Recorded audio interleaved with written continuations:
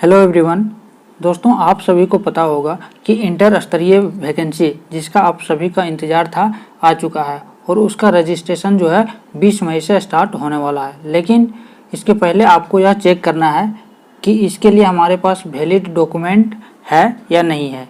Registration के दौरान ही caste certificate, residential certificate जो है उसका नंबर और इशू डेट भी मांगा जाता है। तो आज के इस वीडियो में आप सभी को पूरे डिटेल में बताने वाले हैं कि कौन सा सर्टिफिकेट किस डेट का बना हुआ होना चाहिए, जिससे कि आप इस वैकेंसी को आसानी से अप्लाई कर पाएंगे। तो चलिए वीडियो को स्टार्ट करते हैं, अंत तक जरूर बने रहिएगा।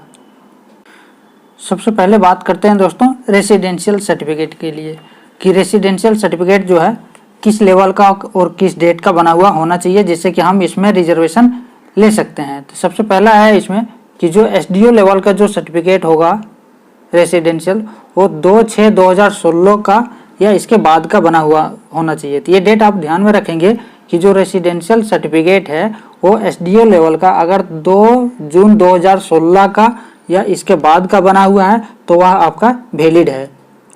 अगर सीओ लेवल का है तो 19 जुलाई 2019 का या इसके बाद का बना हुआ होना चाहिए। तो ये चीज़ आप अपना सर्टिफिकेट के डेट को, इशू डेट को देख के आप अपना पता कर सकते हैं कि हमारा सर्टिफिकेट वैलिड है या नहीं। अगर सीओ लेवल से बना हुआ है तो यह जो सर्टिफिकेट है आपका सीओ लेवल का रेसिडेंशियल सर्टिफिकेट, ये 19 जुलाई 2019 का होना चाहिए या इसके बाद का होना चाहिए। इसके बाद का यानी कि आवेदन की अंतिम तिथि तक अगर अभी आपके पास वैलिड नहीं है तो जो लास्ट डेट है एप्लीकेशन रजिस्ट्रेशन का, उस डेट तक आप बना सकते हैं सीओ लेवल का। ठीक है, तो ये चीज़ आपको ध्यान में रखना है कि रेसिडेंशियल सर्टिफिकेट 2/6/2016 का या इसके बाद का एसडीओ लेवल का होना चाहिए। अगर नहीं है तो सीओ लेवल का 19/7/2019 का या इसके बाद का होना चाहिए। ये हो गया रेसिडेंशियल सर्टिफिकेट। अब हम बात करते हैं कास्ट सर्टिफिकेट के बारे में। ये देखिए कास्ट सर्टिफिकेट, ये ओबीसी के लिए पहले बता रहे हैं कि ओबीसी के लिए जो कास्ट सर्टिफिकेट होगा वो डीसी या एसडीओ लेवल से 29/8/2012 का या इसके बाद का होना चाहिए।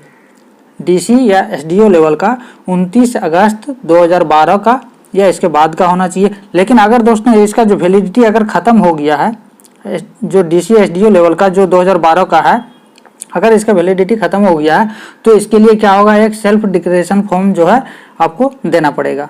तो ये चीज़ आपको ओबीसी के लिए कास्ट सर्टिफिकेट देखिएगा। दूसरा है सीओ लेवल का। अगर सीओ लेवल से आपके पास कास्ट सर्टिफिकेट है तो यह जो है 25/2/2019 का या इसके बाद का होना चाहिए, यानी कि 25 फरवरी 2019 का बना हुआ होना चाहिए या 25 फरवरी 2019 के बाद का कभी भी अगर बना हुआ है सीओ लेवल से कास्ट सर्टिफिकेट तो यह आपके लिए वैलिड होगा।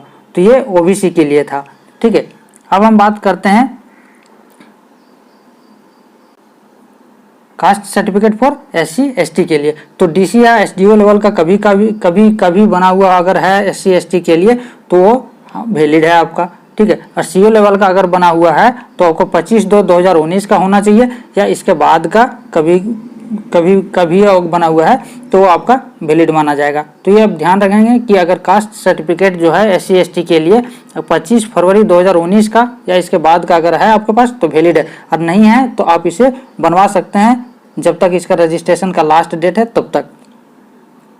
अब बात करते हैं दोस्तों कास्ट सर्टिफिकेट, ये जो है ईडब्ल्यूएस के लिए। ईडब्ल्यूएस के लिए जो सर्टिफिकेट चाहिए वो आय एवं संपत्ति प्रमाण पत्र सर्टिफिकेट लगता है ईडब्ल्यूएस के लिए।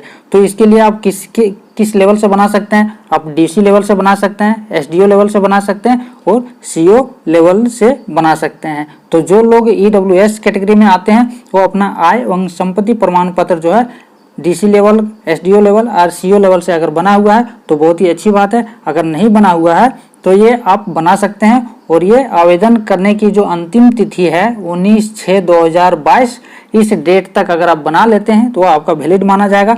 लेकिन इस डेट के अगर जब आवेदन की अंतिम तिथि खत्म हो जाएगी, इसके बाद अगर आप कोई भी सर्टिफिकेट बनाते हैं, चाहे वह ओबीसी का सर्टिफिकेट हो, एससी एसटी के लिए कास्ट सर्टिफिकेट, रेसिडेंशियल सर्टिफिकेट हो, तो वह आपका वैलिड नहीं माना जाएगा। तो ये चीज़ आप ध्यान रखिए। अभी आवेदन करने की जो तिथि है 20 मई से स्टार्ट होने वाली है। अभी भी आपके पास जो है 20 दिन का टाइम पूरा है। अभी आप स्टार्ट कर दीजिए बनाने का प्रोसेस और बना लीजिए, क्योंकि जब तक आप नहीं बनाएंगे आपका रिजर्वेशन इसमें नहीं मिलने वाला है। और रिजर्वेशन नहीं मिलने से बहुत सारे लोग जो है इस वैकेंसी से अपना हाथ धो बैठेंगे। ठीक है, तो ये चीज़ आपके लिए था। उम्मीद है कि आपको यह वीडियो अच्छा लगा होगा और हेल्पफुल होगा।